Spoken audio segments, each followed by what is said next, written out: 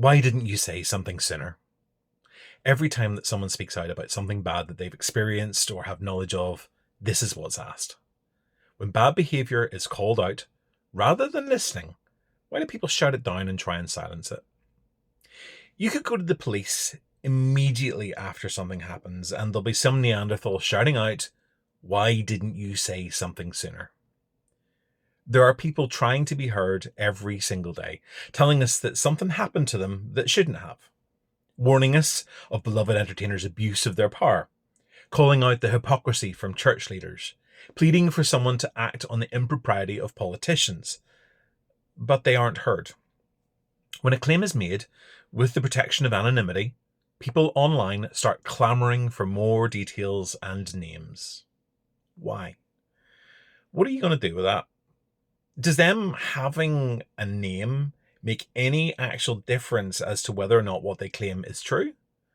Or is it just so that you can find out all you can about them, bombard them with questions as if you're Rumpel of the Bailey, and then slut shame them in silly car into silence?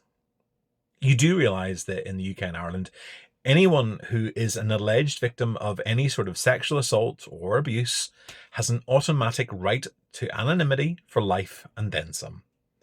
So if they come forward anonymously, that is their legal right. And no matter how much you press for details, you don't get to have it. If these people have shared their story with someone else and not you, that's their choice. People have all sorts of reasons for not coming forward immediately. Shame, guilt, and fear lead the pack. Confusion about what happened and what it means. Scared that they won't be believed. That the person they want to talk about holds too much power. Threatened by legal actions they can't afford to fight. Terrified that they're doing it alone. Sometimes that's why you won't hear very much, and then you hear a lot, because a voice of many is stronger than a lone one. Just because you're hearing an accusation for the first time, it doesn't mean that it's the first time it's been said. And just because you don't like what you're hearing, it doesn't mean that it's not true either.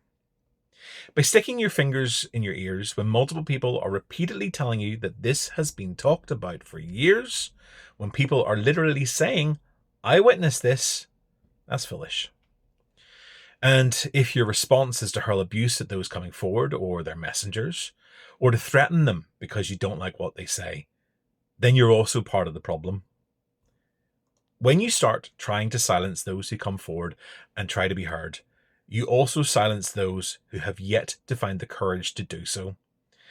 And some of those people that you silence will be people that you know, friends, family, and colleagues, who are carrying their own burden and are even less likely to come forward when they see how you treat strangers. We need to make it safer and more supportive for victims and witnesses to come forward. We need to help them navigate the complicated landscape that follows, the personal, the criminal, and the legal, not to silence them. And we need to stop putting celebrities on caged pedestals away from public scrutiny.